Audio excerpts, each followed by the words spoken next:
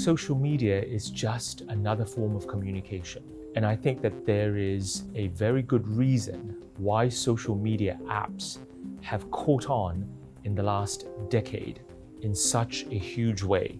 Judicious use of social media can only help improve communication, whereas we're still probably sort of struggling through the teething stage of some of the downsides of inappropriate and excessive social media use. So whether you're talking about ethics, whether you're talking about censor or police, some malicious social media postings, whether you're talking about finding a happy equilibrium, now we need a new social contract between those who provide social media and those who use social media. That we've got a lot to learn, both at the institutional and at the societal level, but also just for ourselves. And I really think that it's a very exciting field, and we must empower and trust younger people to lead us forward.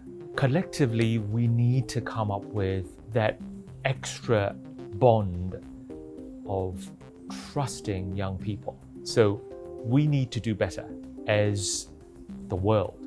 Otherwise, we would have to live with the consequences, and the consequences can be painful and can be even catastrophic.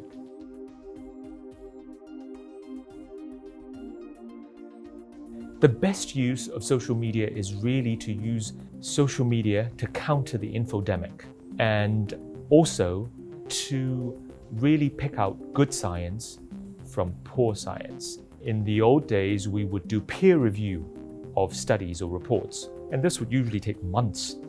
Now, I actually get more up-to-date and oftentimes better information on Twitter than I used to get reading academic journals. And that's really in no small part due to the willingness and the volunteerism of my peer group. The worst use of social media is, of course, automated bots, which pump out, quite frankly, nonsense.